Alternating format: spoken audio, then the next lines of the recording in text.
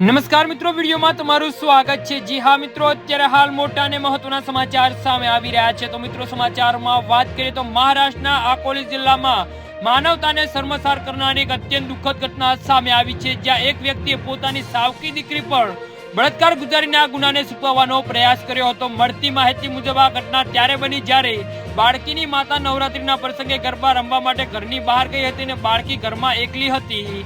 જી હા મિત્રો, અત્યારે હાલના મોટા અને મહત્વના સમાચાર સામે આવી રહ્યા છે। તો મિત્રો, સમાચારમાં વધુ વિગતવાર વાત કરીએ તો હાલમાં બાળકીની ગંભીર હાલતમાં આઈસીયુમાં દાખલ કરવામાં આવી છે। પોલીસે આરોપી સાવકા પિતાની ધરપકડ કરી છે।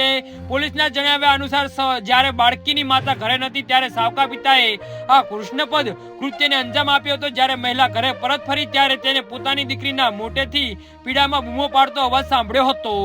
જી હા મિત્રો, અત્યારે હાલના મોટા અને દુઃખદ સમાચાર સામે આવી રહ્યા છે। તો પૂછપરછ કરતા બાળકીની તેની માતાને સમગ્ર ઘટના વિશે જણાવ્યું હતું। ત્યારબાદ માતાએ તરત જ બાળકીને હોસ્પિટલ લઈ ગઈ હતી, જ્યાં તેને હાલમાં આઈસીયુમાં સારવાર હેઠળ છે। પોલીસે આરોપી સાવકા પિતા વિરુદ્ધ સંબંધિત કલમો હેઠળ ગુનો નોંધીને તેની ધરપકડ કરી છે। તો મિત્રો, આવા માણસ જોડે શું કરવું જોઈએ તો નીચે અમારી કોમેન્ટ બોક્સમાં જરૂરથી જણાવજો।